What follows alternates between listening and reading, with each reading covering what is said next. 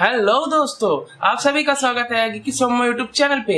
आज इस वीडियो में हम बात करेंगे पावर बैंक के बारे में। तो दोस्तों आज ऐसा हो गया है कि हर कोई पावर बैंक तो यूज करता ही है। तो दोस्तों ये जो पावर बैंक है ये आखिर काम करता कैसे है, आज इस वीडियो में हम इसी बारे में बात करेंगे।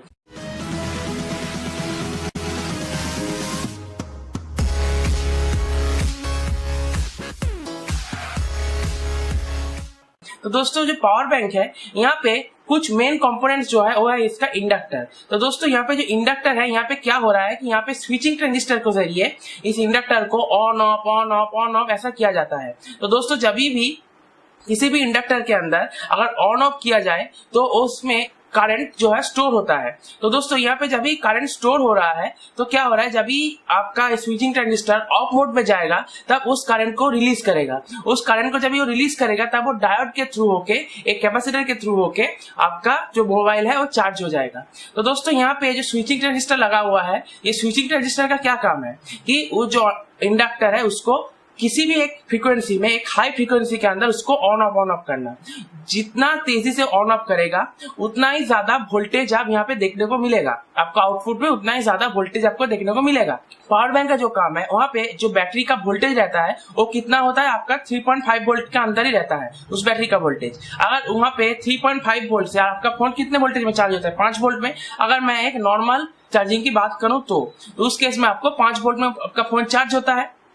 तो यहाँ पे वो जो इंडक्टर के जरिए जो वोल्टेज है इसको बढ़ाया जाता है। तो दोस्तों यहाँ पे एक और चीज भी ध्यान रखने वाली है कि अगर आपका पावर बैंक का बैटरी अगर 6000 mAh होता है तो यहाँ पे 6000 mAh मतलब हम इसे 6 एम्पियर मान लेंगे, क्योंकि यहाँ पे mAh मतलब मिली एम्पियर पर आवर। तो यहाँ पे मैं एम्पियर आवर को करने के लिए यहाँ पे 6 एम्पियर मान लेता हूँ। तो दोस्तों 6 एम्पियर यानी कि अगर यहाँ पे 6 एम्पियर 3.2 वोल्ट दे रहा है, अब मान लीजिए 3.2 वोल्ट दे रहा है, तो अगर 6 एम्पियर 3.2 वोल्ट दे रहा है तो जब भी आप उसे 5 वोल्ट में कन्वर्ट करोगे तो तभी आपका जो एम्पियर है वो भी कम हो जाएगा, क्योंकि कभी भी वोल्टेज जब बढ़ेगा तभी आपका एम्पियर कम होगा ही होगा, क्योंकि यहाँ पे जो पावर है वो V इंटू आई होता है। अगर V यानी कि वोल्टेज और I यानी कि एम्पियर, तो अगर V इंटू आई होता है तो जब भी एक इंक्रीज करेगा, जैसे कि अगर V इंक्रीज कर जाए तो I को तो कम होना ही पड़ेगा उस पावर को बैलेंस करने के लिए, क्योंकि यहाँ पे जो पावर है वो कभी बढ़ता नहीं है। ये आपको पता है कि पावर कभी भी बढ़ेगा नहीं। तो इसीलिए यहाँ पे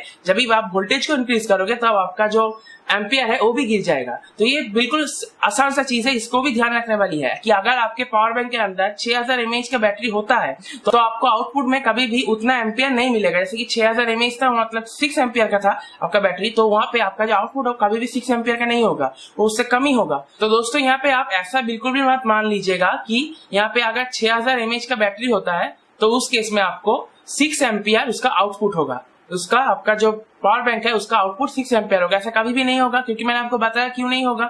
और भी एक चीज है, यहाँ पे एक ऐसा कंट्रोलर लगाया जाता है कि वो जो कंट्रोलर है वो आपको फोन को उसका सुटेबल एम्पियर में भी चार्ज करेगा। जैसे कि अगर आपका पावर बैंक 2 एम्पियर आउटपुट देता है तो वहाँ पे जो आपका पावर बैंक है वो 2 एम्पियर ही आपको फोन को देगा।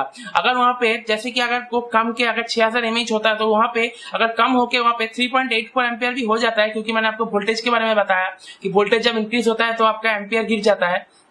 तो अगर वो 3.84 एम्पियर भी हो जाता है तो कभी भी ऐसा नहीं होगा कि आपको फोन को 3.84 एम्पियर दे देगा। तो यहाँ पे आपका जो कंट्रोलिंग सर्किट है वो कंट्रोलिंग सर्किट आपके फोन को 2 एम्पियर ही देगा, उसको कभी भी 3.84 एम्पियर में चार्ज नहीं करेगा। ये भी एक पावर बैंक का खासियत है, हर एक पावर बैंक पे ये सिस्टम होता है। तो अगर आपका पावर बैंक जितना ज्यादा mAh का होगा उतना ही आपको ज्यादा टाइम तक आपका जो पावर बैंक है ज्यादा बार आप उस फोन को चार्ज कर पाओगे। ये भी आसान सी चीज है, ये आपको पता है शायद। और भी एक चीज होता है दोस्तों, लॉस। अब जब भी आपका जो स्विचिंग ट्रांजिस्टर है, तो यहाँ पे जो स्विचिंग ट्रांजिस्टर है वो एक्चुअली एक मॉसफेट है। तो दोस्तों जो मॉसफेट है वो भी जब भी ऑन ऑफ हो रहा है तो उस केस में भी वो भी गर्म होता है। तो आप देखते हो कि जब पावर बैंक से किसी भी फोन को आप चार्ज करते हो तो पावर बैंक गर्म होता है। तो क्यों गर्म होता है? आपका ट्रांजिस्टर की वजह से। या फिर यहाँ पे एक और चीज भी होता है जो आपका कंट्रोलिंग आईसी है, जिस वजह से आपका जो मॉसफेट है वो ऑन ऑफ हो रहा है। तो यहाँ पे एक फ्रीक्वेंसी देना पड़ता है उस मॉसफेट को, तो जो फ्रीक्वेंसी उसको देना पड़ रहा है उस फ्रीक्वेंसी तो एक आईसी जनरेट कर रहा है, तो उस आईसी भी गर्म होता है। तो आईसी से आपका जो मॉसफेट है वो ज्यादा गर्म होता है, तो उस वजह से आपका जो पावर बैंक है वो गर्म होता है। तो यहाँ पे जो गर्म हो रहा है यहाँ पे एक लॉस है, इस लॉस की वजह से भी आपका जो बैटरी है वो कम टाइम तक जाएगा। तो यहाँ पे अगर आप एक पावर बैंक ले रहे हो तो ज्यादा से ज्यादा इमेज कर ले, वरना आपका जो आउटपुट आप उस पावर बैंक से एक्सपेक्ट कर रहे हो उतना आपको कभी भी नहीं मिल सकता। तो दोस्तों उम्मीद करता हूँ आपको समझ में आ गया होगा कि पावर बैंक कैसे काम करता है। मैं आपको इसको फिर से समझा देता हूँ। यहाँ पे मेन जो चीज है वो इंडक्टर। अब इंडक्टर को एक स्विचिंग ट्रांजिस्टर के अरे में लगा दिया जाता है और जो स्विचिंग ट्रांजिस्टर ऑन ऑफ करके उस इंडक्टर के अंदर पावर को स्टोर करता है। जब स्विचिंग ट्रांजिस्टर ऑफ कंडीशन में रहेगा तब आपका जो इंडक्टर है वो उसके अंदर जो पावर को स्टोर करके रखा था, इंडक्टर खुद के अंदर जो पावर को स्टोर करके रखा था वो उसको खुद अब रिलीज करेगा। और ये जो काम है दोस्तों ये बहुत तेजी से होता है।